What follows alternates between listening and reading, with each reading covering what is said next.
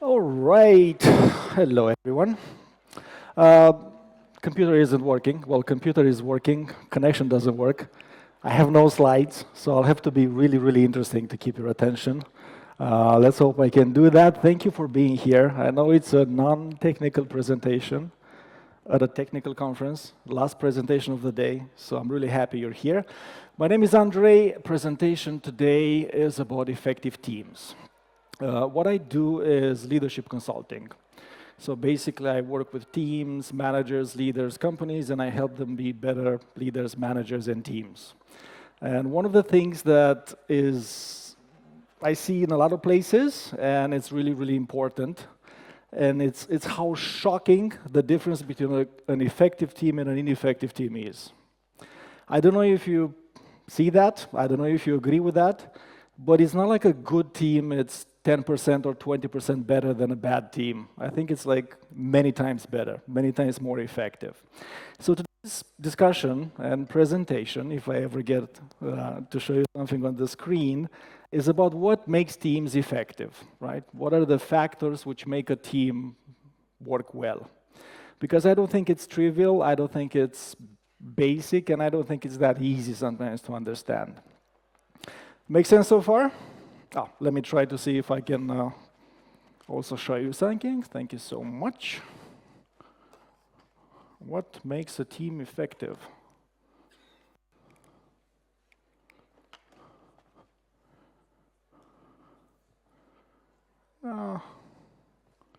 Kind of, not quite. Or, hey, we have slides. Thank you so much. Thank you, she's the star. All right, so it's obvious when we have obvious problems, right? If we have bad people, if we have bad managers, obviously the team is going to be bad. There's not a difficult thing to understand. This is not what we will talk about today because it's obvious. What I want to talk about today is more insidious things which make a team bad. And the definition of the word insidious is something that in a gradual, subtle way has very harmful effects. So the kind of things that happen in a team, that happen with a manager, that happen with the leader, that happen with the members of their team and their attitude and their motivation, which are not obvious. If you look at them, that don't seem too bad. But over time, if we let them happen, and if they happen together, they lead to a very ineffective team. So these are the kind of things I want to talk about today. And I'll take a few examples from other industries and other situations, and then we'll discuss how it applies to our day-to-day life and our teams. First thing I want to talk about is groupthink. Has anyone heard about the term groupthink? Can you raise your hands? Okay, so we have a few hands. All right. This term was first defined, explained in 1972 by a psychologist called Irving Janis in a book. And the example he analyzed was the Bay of Pigs invasion.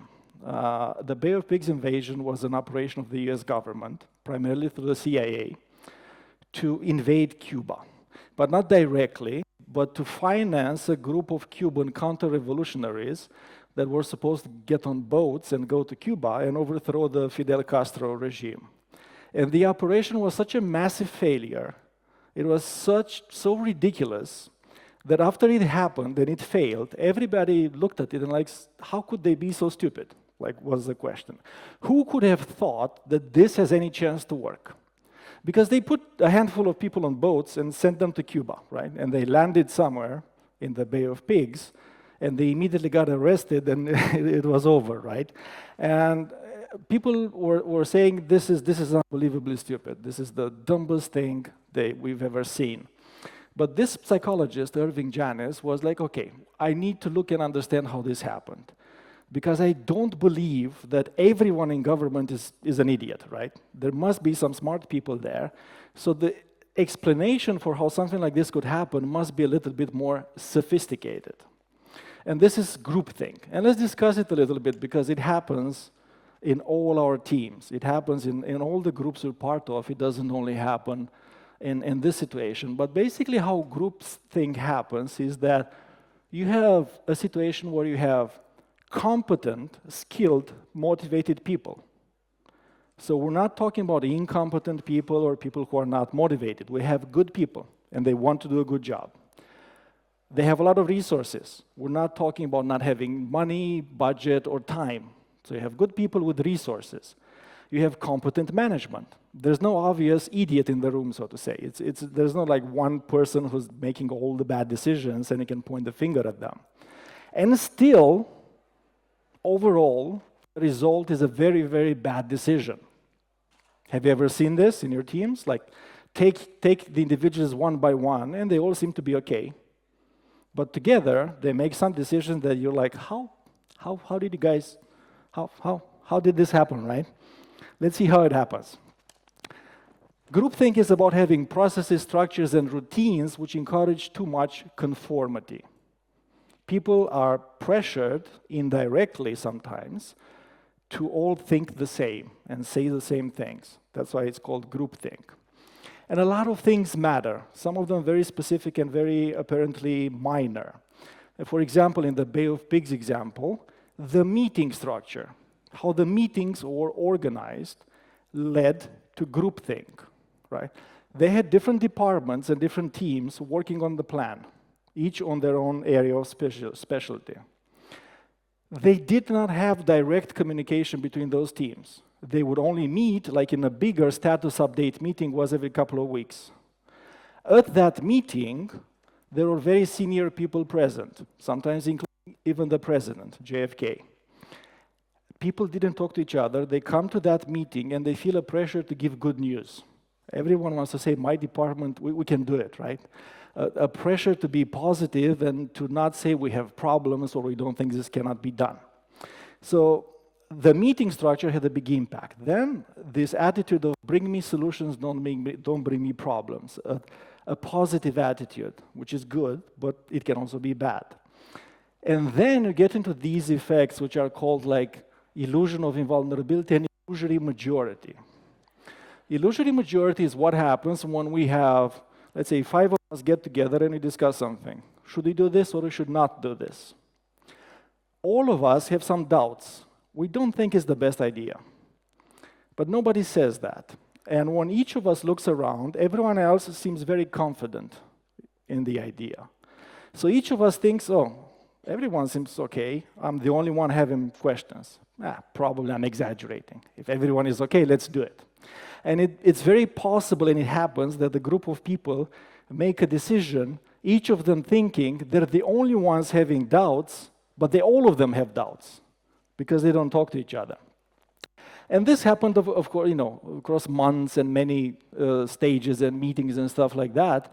And this is basically how it happened, that a group of highly skilled, motivated people that wanted to do a good job, they wanted to succeed, ended up making an absolutely ridiculously stupid decision. And it happens all the time. So this is groupthink. And what can you do to prevent it in your team? It's basically, it's very important how you ask the question. If you go to your team and you say, how can we invade Cuba? Their answer is going to be, we can invade it like this. If you ask the question, what options do we have to destabilize Fidel Castro's regime? That's a different question. Now they have a broader scope. They can think about alternative options, and maybe they come with an idea you haven't thought about, which is a better idea. Now, none of us is invading Cuba, I think. But the same principle applies in our work. So it's very important how you ask the question. If you ask a very specific question, you will, without intending to, narrow people's mindset to that specific question. They will not come with alternative options, usually, because you focus them on a very specific thing. If you want alternative options, you have to ask a more general question. So that's the first thing. And the second thing is, when you think about, okay, what are the meetings, what are the communication channels, where do we meet, who meets with whom, how do we talk, we have chat groups, whatever we have, make sure there's a lot of communication between people. A lot of communication, because if they talk a lot, they're going to, at some point, sooner or later, hear about each other's concerns. And they're going to realize they're not the only ones having doubts.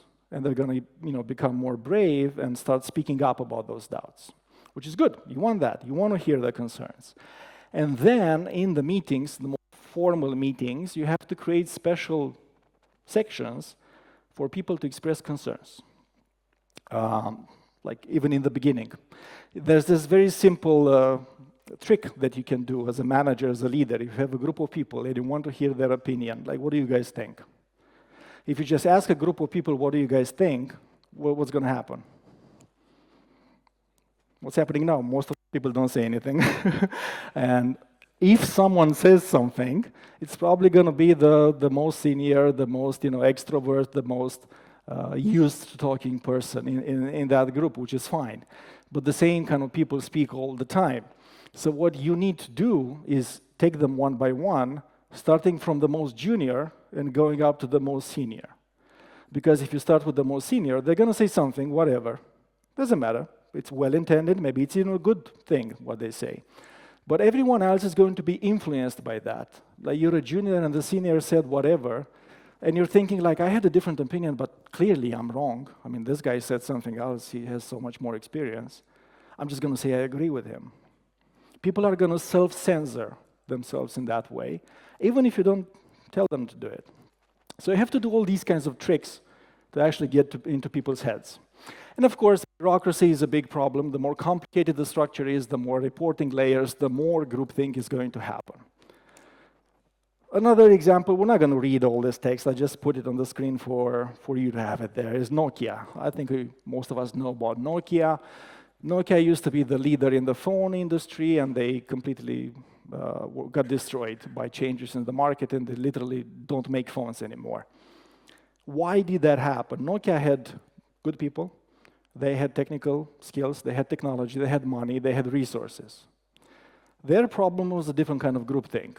And these are all quotes from a bunch of articles I've read about people from Nokia which explained what happened. And it was a cultural problem, and a problem of top managers demanding things from middle managers that were impossible, and middle managers and not being willing to hear concerns and about problems. And a culture developed where middle managers would just give them good news. Like we get into the status update meeting and like everybody would say, yes, we can do it. Yeah, it's going to be fine. Because they realize that if they actually tell the truth, nobody wants to hear it. And the only consequence is that they will get penalized. Nothing would change anyway. So just gave filtered optimistic news. And imagine that happening at multiple layers, again and again and again. You basically become an organization that is incapable of knowing the truth. Like, you're not able to understand the reality of what's happening anymore because of a kind of company-wide groupthink. Get-there-itis. Get-there-itis is a condition of, I need to get there, right? You have a goal. You have a deadline. You have a client you want to sign. You have a project you want to finish. You have a candidate you want to hire. You want to do something, and you want it really hard. And you start working, and you start working, and you start working, and you get really determined to get it done. And at some point, you're so focused on that, you need to get there. That's why it's called get-there-itis. That you become unable to hear, see, and interpret new information. As you do that, there's information coming from different sources that maybe this is not the best choice. Maybe the plan is not going to work. Maybe the solution is not good. Maybe this is not the client we want, actually. I'm speaking from experience about that kind of stuff. In a company I used to work with, we tried to get a client, and the client was supposed to be huge, and it was supposed to transform the company. And we started talking, a bunch of people like the salespeople and management and stuff. We need this client, we want this client, we need to sign this client, we need to win their business. And we tried and we tried, and it was the most difficult, psychopathic, horrible client you ever can think of. And we tried and we tried this and we tried that, and the more they rejected us, the more we wanted to sign the client. And there was this story building up in the company. We need this client, whatever it takes, we need to get this client.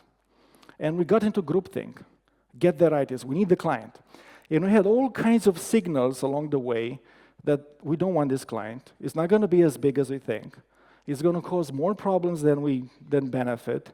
We're not even going to make that much money, but we were just so focused that we ignored all that, and we did everything we could to sign the client. And it was bad. It was really bad. Like, we didn't make a lot of money. We lost a lot of people because the client was so bad that everyone who worked for that client wanted to quit. It was a very bad situation. Toxic positivity is another thing that happens. Have you heard about this term? This is a bit more recent. Okay. So the picture on the screen is a poster for a computer game called Concord. Sony PlayStation was working for 8 years on this game. They spent $400 million to develop this game. It's one of the most expensive games ever. It was supposed to be the future of the live services platform for PlayStation. This is like a major thing. This is not like a little game that some little company did. It's a massive game that they spent a lot of time, money working on it. They had a huge team working on it. The CEO of PlayStation was personally interested in this game, so that you had top-level sponsorship. You had everything you needed for success, right? It was like, what more can you want? Like you have time, you have people, you have money. The CEO is in your corner. What do you want? What more do you want? Game came out in August of this year. It had about 500 concurrent players per day. Like, to put it in context for the non-gamers out there, a moderately successful game has 100,000, 200,000 concurrent, not daily players. A really successful game has over 1 million. Like, this was like ridiculously low. In less than 2 weeks, 12 days, they just took it off the market, they killed it, they refunded everyone. And they said, okay, well, we don't want to talk about this anymore, just forget it ever existed, right? And again, it's like the Bay of Pigs question. Like, you have so many people working for so long on something. How can they do something so stupid, right? They're not all idiots. They can't, statistically, it's impossible to have 500 idiots in the same team, right? It's almost like winning the lottery. So how did it happen? It's again a kind of group thing, but particularly what came out of this, because people then started talking, people from inside, what happened and stuff like that. They talked about toxic positivity, which is this culture that they had inside, that they wanted so much to be positive and congratulate each other and be nice to each other and not criticize each other that they couldn't improve the game. And whenever someone had a stupid idea, nobody told them that's a stupid idea. And particularly, I have this quote, which is also a bit about generations. I don't want to talk about generations. I find the conversation very boring. But anyway, someone said that the video games industry is completely paralyzed by fear of conflict. It's a transition between the old guard, who never had any training and reveled in conflict, and new starters, some of whom seem to have no idea that criticism is an intrinsic part of the creative act.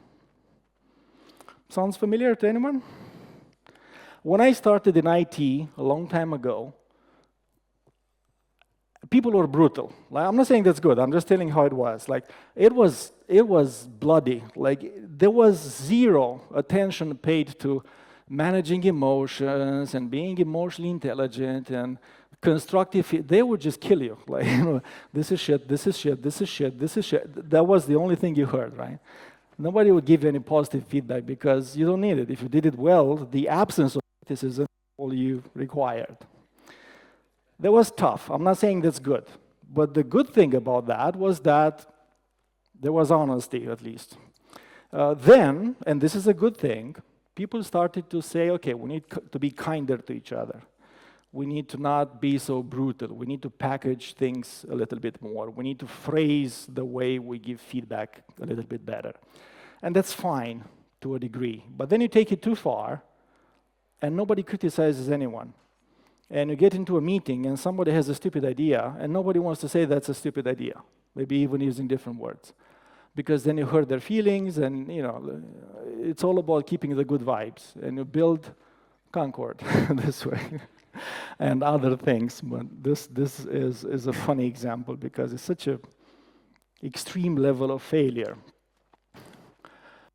Now let's talk about an air crash, also coming from fear of conflict. Korean Airlines Flight 801 from Seoul to Guam crashed in 1994 while trying to land, and it crashed because of too much politeness in the cockpit. It's not funny, but it's what happened. And let me give you some details. So, there were 3 people in the cockpit: the captain, the first officer, the flight engineer. They were about to land in Guam. Guam is an island in the Pacific somewhere, doesn't matter. There was no visibility because there were clouds, but that's not the problem usually. Due to a miscommunication with the control tower, the captain got the wrong impression about something. I'm not going to go into aviation details. He misunderstood something. And because of that misunderstanding, the captain was also the pilot flying, literally at that moment. He was lining up, thinking he was going towards the airport, but actually he was some kilometers to the left, and he was going towards a mountain. Okay. The first officer, the flight engineer, realized this about 3 or 4 minutes before the crash. What did they do? They started giving hints to the captain because they wanted to be polite. And they said things like, "Are we sure that..." Again, I don't want to get into the technical details. And the captain said, yeah, it's okay. And they said nothing. And then half a minute passes, and at some point the first officer says something like, "Maybe we should check the radar because the radar is a useful tool." And the implication is that maybe the captain is going to look, and he's going to see, and he's going to realize, and I'm not putting him in an embarrassing position, right, where I have to tell him that that's wrong. And maybe he's just going to correct himself, and we don't have to speak about it, and nobody gets upset. And for about 4 minutes, they were flying towards a mountain, knowing they're flying towards a mountain, and until the last 20 seconds, they actually didn't say anything clear about it to the captain. And the plane hit the mountain, because by the time they said anything, it was too late. This is something that's related to what's called cultural dimensions. And it's important to us too, because Romania is a bit of an interesting case in this map. So we got this thing, which is called the Hofstede cultural dimensions. You can Google for it. Hofstede country comparison is this tool. I'm going to explain it in a second. So for example, whoa! That's how you die. For example, we have these 3 countries here, which is the Netherlands in orange, Romania in gray, and South Korea in that green. And there's like 6 dimensions, but I'm going to focus on these 2, which I put in the red square, because they're the most important from the point of view of what I'm talking about today. And they're called power distance index and individualism. Okay, so power distance is about how we act towards people in position of power. The higher this number is, the more when you interact with someone in a formal position of power, like the boss, the more we don't tell them the truth. Like, you're very respectful, we don't say anything, we don't complain, we just smile and say, yeah. And then we see what we do, but we don't confront them, right? And I think Romania has the highest score in the world. Like, I'm not even kidding. You can't see them all in a list, but I individually typed about 20 countries I could think of that might have a higher score than Romania, and I didn't find any of them. I think it's changing. This is at a national level. So, it's an average of all kinds of people, all kinds of ages, all kind of stuff. But it's high, and that's definitely a risk. And the other one, individualism, is the higher the score is, the more comfortable you are with being different from the things around you, from the people around you. So when you do something that's different, like you solve a problem in a different way than your colleagues are doing it, are you worried about the fact that you're doing something differently? Are you worried what are going to people say? That I'm trying to be different? If you're worried about that, well, you're probably Romanian. That aside, that's the low individualism score. In collectivist societies, which is the opposite of individualism, people care a lot about what people around them think about them. Like, so, what do the neighbors think? What do my colleagues think? What do people think in general about what I do? And if we think about effective teams, and if we think about the need to speak about problems, to raise concerns, to criticize ideas constructively, but criticize them, I mean, this shit ain't helping. Like, culturally, we're not prepared for it. I'm not saying we cannot do it, but that's the background we come from. And South Korea had similar problems to to this. Next thing, the lie we tell ourselves. We'll do it when it matters, right? We're not quite following the quality practices right now. We're not quite efficient right now, but we're not working on something important. When we'll work on something important, we'll be superstars, right? Superman on demand, like if it matters, I'm gonna rock. That's the lie we tell ourselves. We have this Greek guy, never heard about him, he has a nice quote. We don't rise to the level of our expectations, we fall to the level of our training. When something important happens, when something unexpected happens, when we have a crisis, when we have a problem, we're not going to suddenly become Superman and Superwomen and like act more. We're going to do the thing we do every day. We're going to fall to the level of our training. We cannot be better when it matters than we are when it doesn't. And again, think about your team. Think about what you're doing. Whatever standards you have in your team, whatever quality you want to have in your team, whatever ways of working you have on your team, and whatever they are, you can decide. But once you decide them, follow them every day, right? There's no like, yeah, we're not going to do this now, but we'll do it when it matters. You will not do it when it matters. You have to do it every day. As you do anything, you do everything. As you do the little things, that's how we do the big things. But this is why some teams are ineffective, because they don't take things seriously, right? Yeah, we're just going to do enough. We're going to do it better when it matters, but they don't. I like aviation examples, as you can see. Now let's take an aviation crash from Romania. This is Tarom 371, the deadliest aviation crash in the history of Romanian aviation. And this is an example of what's called normalization of deviance. It's a technical term. I don't mean deviate in the sense of like a pervert. I mean deviance in the sense of something that's not how it should be, like a deviance from the technical norm, right? Let me explain this accident, and then we'll discuss about how this can happen in our lives. This happened on a particular aircraft. It happened to be an Airbus A310, but one particular Airbus A310. That plane has two engines. Each one of the engines is controlled independently by one of the throttles, one of the levers. So the right one, controls the power in the right engine. The left one controls the power in the left engine. At some point, the pilots during a flight observed that right after takeoff, the left engine throttle went back by itself, reducing the power on the left engine. They're like, oh, this is weird. They pushed it back, everything was okay, right? Okay. They report that to maintenance. Maintenance takes a look at it, they do something, they don't do something, they give it back. Well, some days later, problem happens again. Pilots observe again, oh, that's weird. They push it back, everything is okay. They send it back to maintenance again. This happened about 10 times. Each time maintenance was like, we couldn't find anything, we don't know what's happening, blah, blah, blah. Airbus was informed, Airbus also knew about it, but they're like, we're not sure, we're still investigating. And people just got used to it.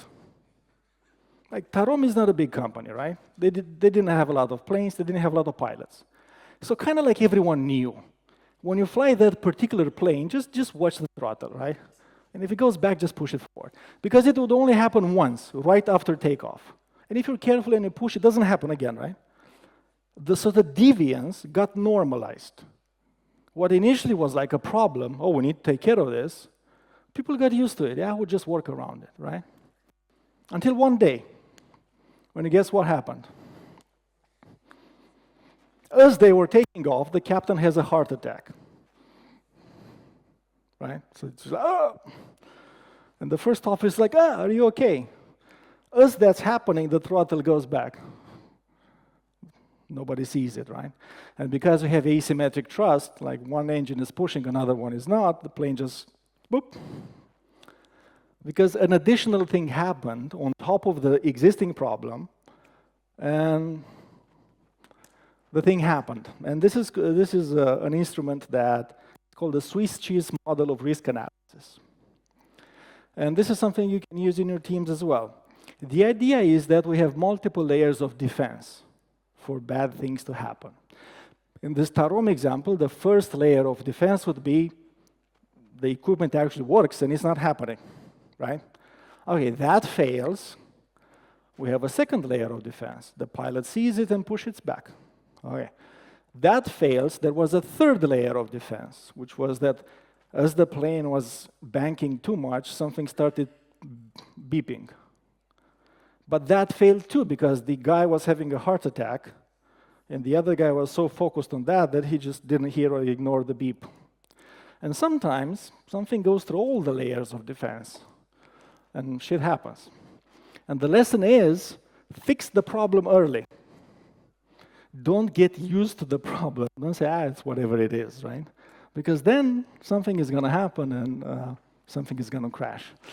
Don't do this, okay?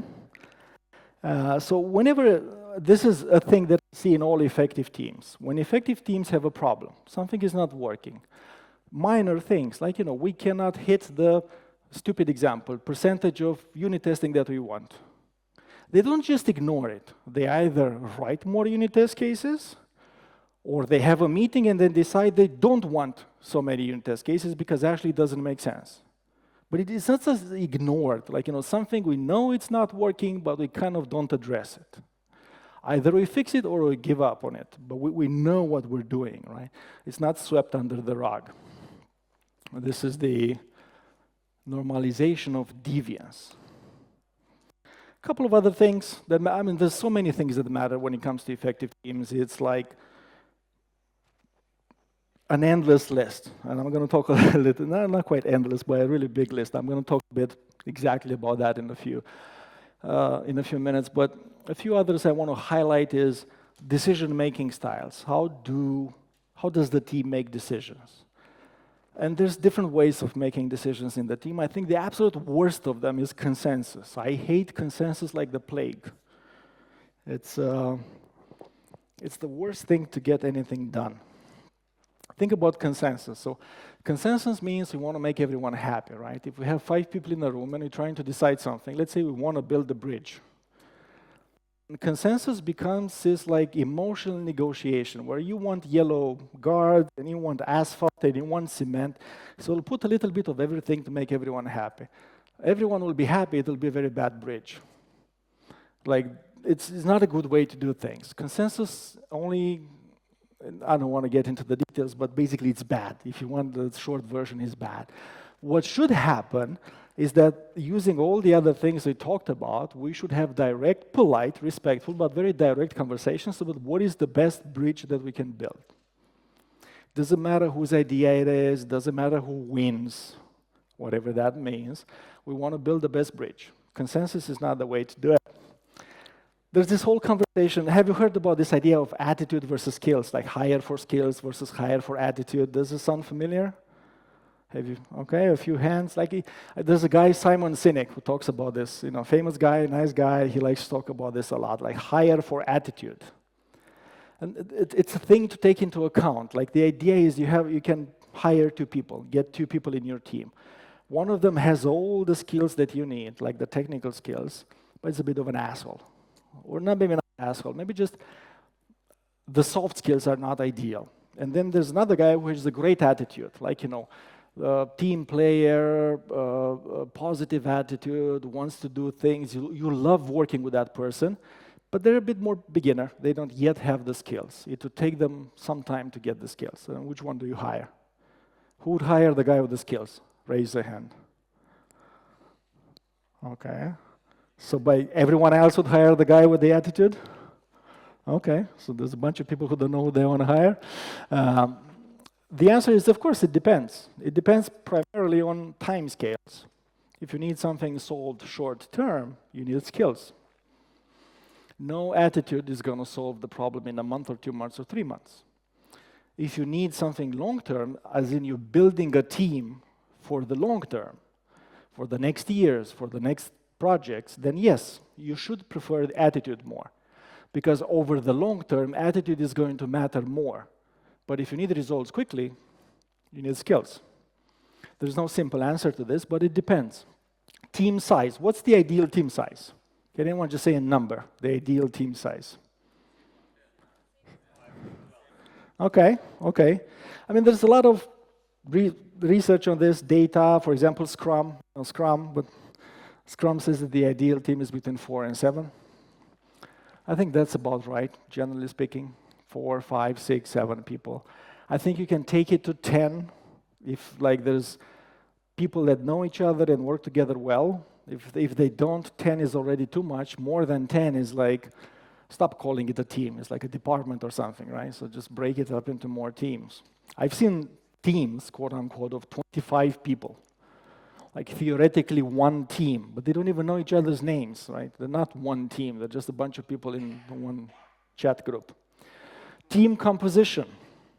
Do you want people that are like each other, or do you want diverse people? Isn't, diverse in all kinds of senses, like different personalities, different experiences, or do you want them to be like each other? How do you want them? Depends, of course.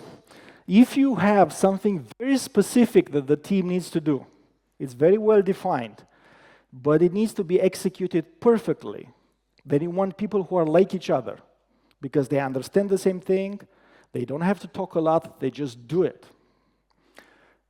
But if you want a team who needs to adapt to different circumstances, and you put them in new situations, and they have to deal with all kinds of changing things, it's better to have a diverse team, because they're going to adapt better to different circumstances. So again, it depends what you need.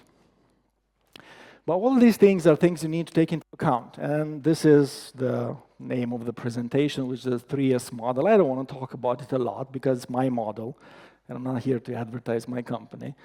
That's not what I do in presentations, but it's just what I put together. So I've been thinking about this team effectiveness for a long time. Worked with a lot of teams, worked with a lot of leaders, a lot of managers, and I'm always looking to see what works, what doesn't, what are the things that are generally true, things that are generally false, things that depend. Of course, there's a lot of research behind as well, of all kinds. And I've just grouped things in 3 categories. Let's call it 3S, the catchy name for everything, right? Structure, spirit, and stewardship. So there's a bunch of factors about the structure of the team. You can't read the text, a resolution is not good enough. But things about team size, team composition, skill mixture, is the team permanent, is the team fixed, do people come in and out, and all other kinds of variables about the structure of the team. Then when we go to stewardship, we talk about all kinds of variables about the leadership of the team. What kind of leadership do we have? Is it hands-on? Is it more detached? Is it permanent? Is it changing? Is it more decentralized and the team makes their own decisions? Or do we have a more firm, direct leadership and all those kind of variables? And spirit is everything about motivation and all the other things, how the team works and talks to each other and interact with each other and communicate with each other and relate to each other and relate to the work and to the leadership. And you put all these together, then you have to take them into account. And there's many ways to have a good team. But all good teams have 2 things. They're goal aligned. And that means you have the right team for the right purpose. Because like we are talking, if you need a team who solves a particular type of problem in a particular type of way, then you need a particular type of team, which is not necessarily going to be good for other kind of problems.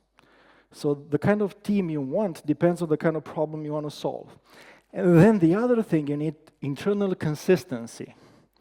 The biggest thing that kills teams is basically hypocrisy, organizational hypocrisy. Like this idea where management says one thing, but they behave in a different way. Or we say one thing to each other, but we don't act like that.